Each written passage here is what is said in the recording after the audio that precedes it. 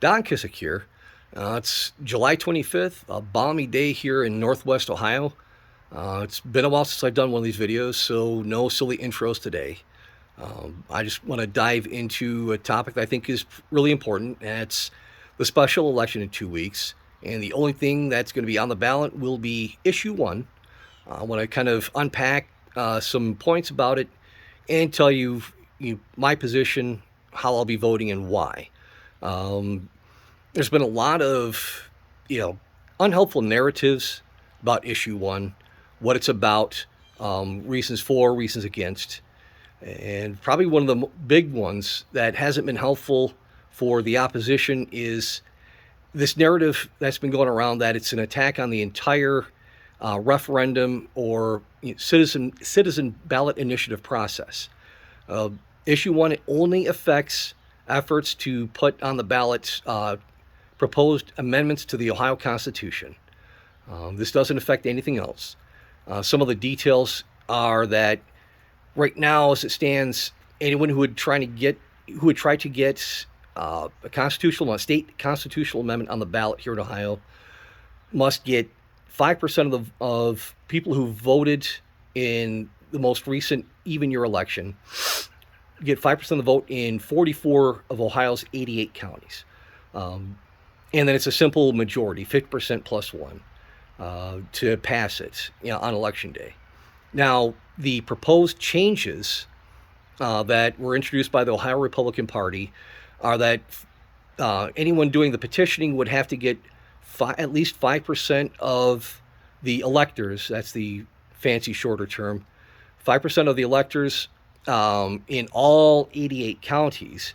And then if it does make it to the ballots, then 60% of voters at least must vote yes in order to get that proposed hypothetical constitutional amendment passed for the state of Ohio.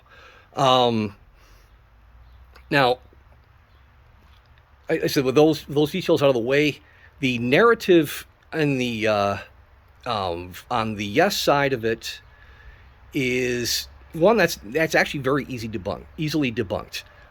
The Ohio Republican Party has been pushing forth this narrative that it's been in recent years, it's been nothing but well-funded left-wing initiatives that have been trying to put proposed state constitution amendments on the ballot. But all you have to do is think back to the year 2011, and that was the year that Ohio's various Tea Party groups across nearly every county in Ohio all got together and they assembled the language and did the petitioning for issue 3. So if you want to pause and Google that, 2011 issue 3 Ohio election.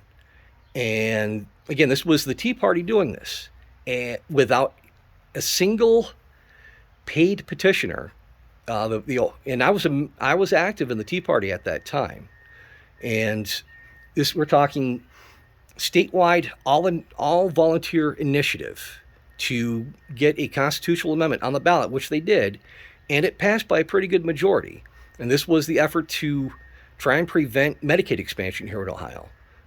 This was shortly after the Affordable Care Act, also known as Obamacare, was passed on Capitol Hill.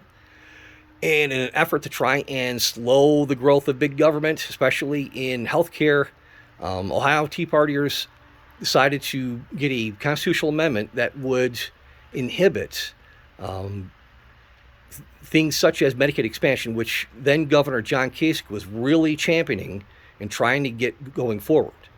Well, once issue one passed, well, he couldn't do that. But those are details I'll save till later in this video. I want to get to the meat of it, and then we can start falling down some, I think, important rabbit holes after that. But as I said, if you're aware of issue 3 of the 2000 election, then right there, the Ohio Republicans' narrative about this has been nothing but left-wing, well-funded drives. I mean, the narrative falls apart at that point. Obviously, what they're saying is false. And it's I find it kind of disturbing that they would make this blanket declaration, then just hope everyone has forgotten the events that played out 12 years ago. Not just with that ballot initiative, but then, Governor Kasich's actions afterward. So, if you are truly worried about how proposed constitutional amendments get on the ballot here in the Buckeye states, don't let anyone fool you on either side. But to me, the fact that the Republicans are saying what they've been saying is really the biggest red flag, which is why I'll be voting no on issue 1 in a couple weeks if I don't do early voting beforehand. It really is a simple matter of trying to keep this one tool in our hands, and our hands as the voters. It seems, no matter how hard we vote, no matter how active we get in the election processes, it seems that Ohio's legislators and our governors are less and less responsive to you and me. And it's a tool at our disposal to try and push back, since we can't trust the political class, whether it's at the state level, the federal level, and sometimes the local level. But we need to keep this tool in our own hands. Don't let the Republicans try to push this through. Like I said, their narrative is false. And it doesn't take that much research. I mean, pause this video, Google it. Google everything I've told you so far and the things that I'm going to tell you here in the next couple of minutes. But I definitely urge a no vote on this. And now, having brought up to the 2000 election, issue 3, now afterward, like I said, Governor Kasich wanted Medicaid expansion. He was really pushing for it. And he wasn't going to let a populist movement like the Tea Party stand in his way. Now, once issue 3 passed and that constitutional amendment, was in the books, he had to find a new and inventive way to try and get his initiatives going. And at one point, he decided to really just do the most bureaucratic administrative state thing he could do. He turned to Ohio's controlling board and said, well, because Medicaid legislation already exists in Ohio, and this board exists to affect rules and examine policies, especially involving Medicaid, he said that expansion of existing Medicaid programs was already in their control and no legislation was needed. And this effectively completely undercut this new constitutional amendment that the Tea Partiers, all volunteer effort, completely cut them off at the knees and smiled the whole time he did this.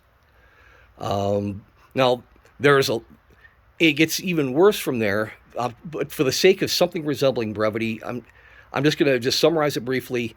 The Tea Party was looking at voting third party. The Libertarians had a wonderful candidate lined up, a gentleman named Charlie Earl, located in the Bowling Green area. And there was a great deal of unethical actions taking place. They got our candidate booted off the ballot that year. There were roadblocks every step of the way.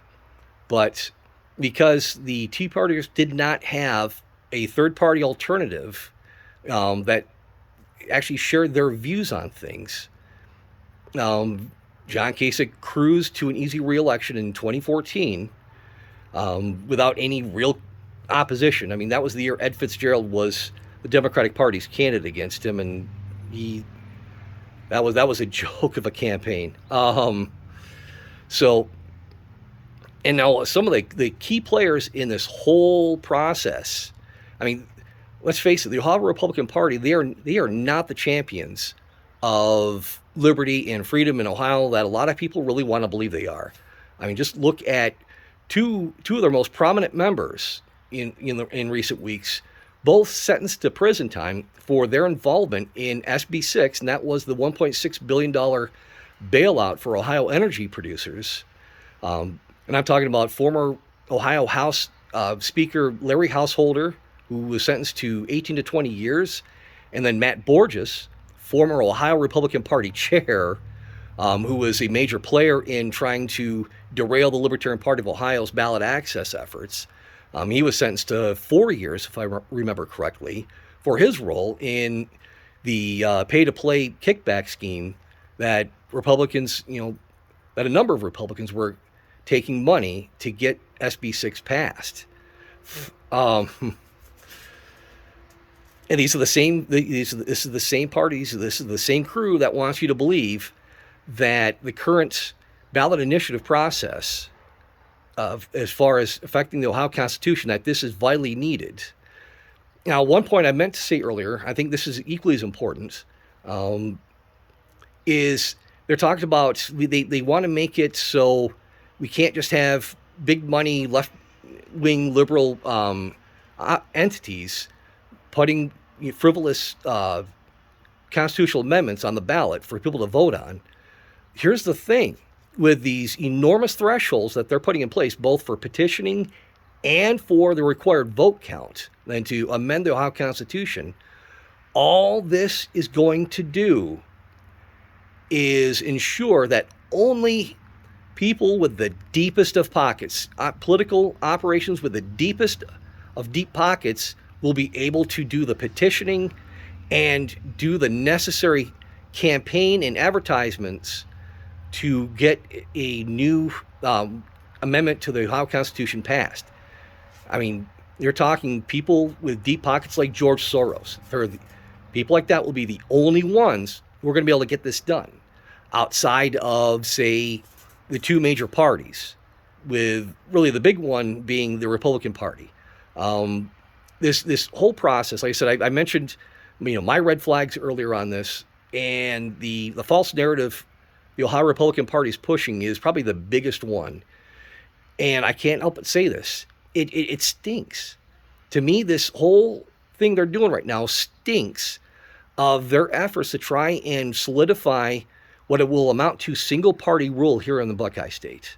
And if you look at states like California, Illinois, New York, Massachusetts, and even red states, say, such as Mississippi and Alabama, single-party rule doesn't work. It creates all manner of problems, because if one party is able to truly eliminate all the competition, like as a libertarian, we constantly complain about the effort to stifle competition just against the two-party system. Now imagine if Ohio had a one-party rule set up. It won't end well. We may not feel the worst effects immediately, but give it a few years, and things will get a lot worse than you might be willing to admit. But to summarize, I will be voting no on issue 1. I encourage you to follow suit. Google everything I've brought up here. Google every point I've raised. Look into it for yourself, and I trust that you'll be equally as dismayed as I am, and you'll do the right thing, and you'll vote no on August 8th. Peace, faith, and liberty, everybody. Have a great day.